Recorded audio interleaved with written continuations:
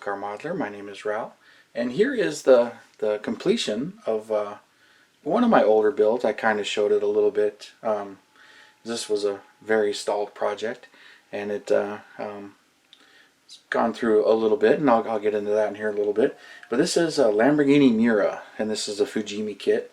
It's marked as a enthusiast, and it's a 1/16 scale, so it's large scale. And it's one that I picked up at a swap meet. Wasn't looking for it. I liked the car, so I picked up this model kit thinking, let's do a large scale one, an enthusiast one, because I know the enthusiast kits have a large number of parts. But here's how it came out, and it looks pretty good here. And I'll just get this zoomed in a little bit on it, and we'll get more focused on the actual car. And get the box out of the way, because this box is massive.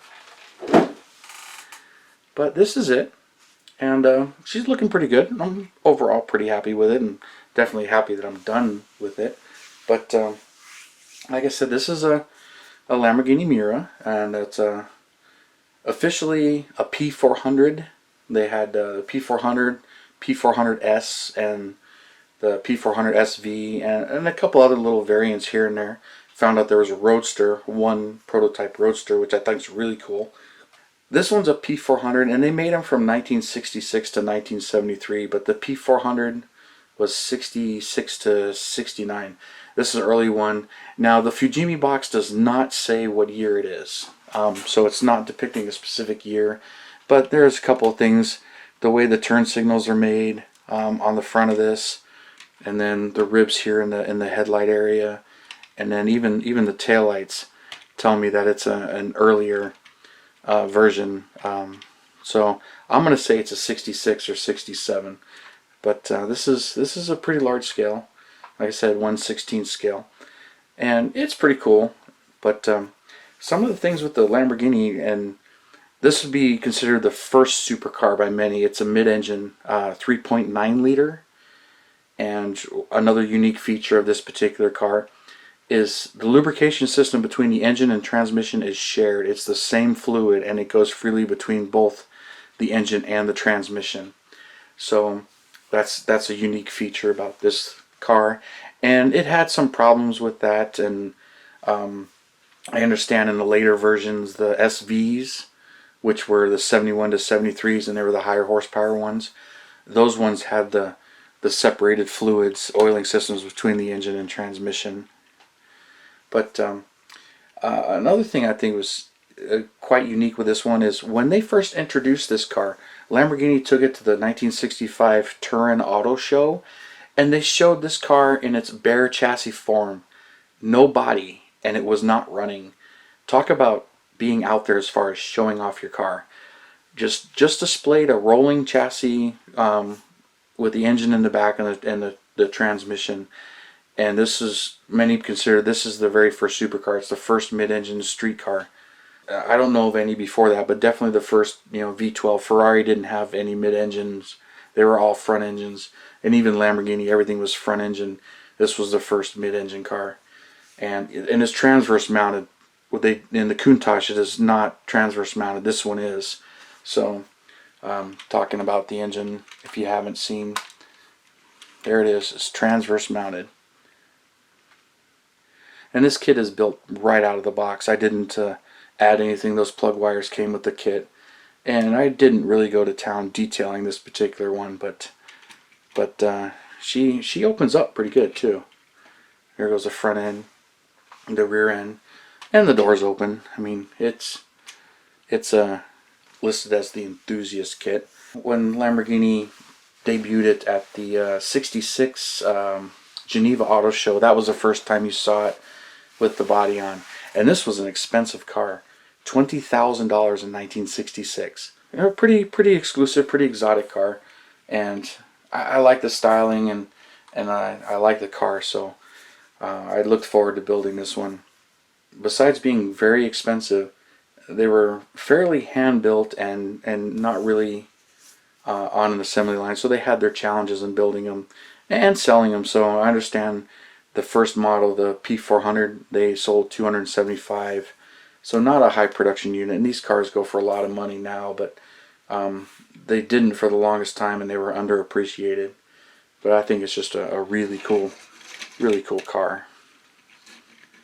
Turn this here and close this up here. So, but I got this one done. I had some issues with it. I had some painting issues. So I started this one back in 2010, and I got it going, and it was mostly done. I had it pretty much assembled, and even now it's still finicky to fit. Getting the doors and everything to line up, because multiple piece body. The front clamshell is actually two pieces. You got to blend in the bodywork. The rear body shell is also two pieces, so you got to do some bodywork and blend it all in right here.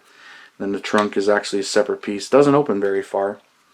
So I didn't paint black in there or anything. I wasn't even sure if it's supposed to be black inside there or body color. And the doors open. So you've got multiple pieces of body and get everything to fit. And plus the large scale kind of fights you. And then, you know, the underside's really nothing. It's just a tub, which is how the real car was. But these tires are really sucked in there. And even reference pictures, that's how the car was, but not, the back ones don't bother me that much, but the front ones are really far in there. And they do pose, they are steerable. But the front ones are just really far in there, and I think that kind of distracts from the look of it. And then I keep having to really push this down and tuck this down to get the body to sit and look right. The emblems are photo etched, and they look pretty good. It comes with decals and also came with molded in emblems. I talked about that as being a challenge, that when I painted it, I left the molded in emblems, and they looked kind of funny. So I was thinking about using the decals on top of them, but then I found out it had the wrong emblems on the side here, because it's body by Bertoni, and it has the right photo etched emblems and it has the right decals, but the molded in emblems are wrong. So I ended up stripping it, and because the body fit funny and I had to strip it and redo the paintwork, it just ended up in my stash for a long time. And like I said, I started in 2010, so the kit's from 2005, but yeah, it's fairly nice. But I think I'm pretty much, I stay pretty close to the 124 or 125th scale, so that's mainly what my focus is on. But we'll get another shot of there's under the bonnet, or whatever you want to call it, under the, basically the trunk. There's not much there. Didn't really paint this. This battery's huge. It's steerable. Painted the shocks red, but it's just kind of a basic. Painted the whole underside, and then the headlights pop up. So that's pretty cool. And then the doors open. With the front thing on, you can really swing the doors out, so you can really get in there and see the interior. So hopefully it focuses on that a little bit and you can see all of that. Oop.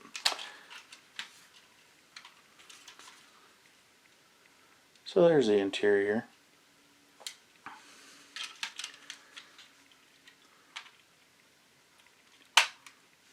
And then the early cars, the mirrors mount up here, and I've seen some of the mirrors on the doors.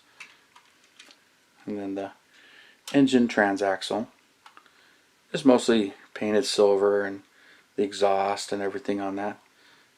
There's a little separate tubes you put in there for the Venturis and the carburetors. But she looks pretty cool. I followed the directions on the spark plug wires. And some of my reference fixtures, it really doesn't look right. I don't think that's actually accurate to the car. But still, pretty nice. And I'm glad to be done with this one. And then there's the back.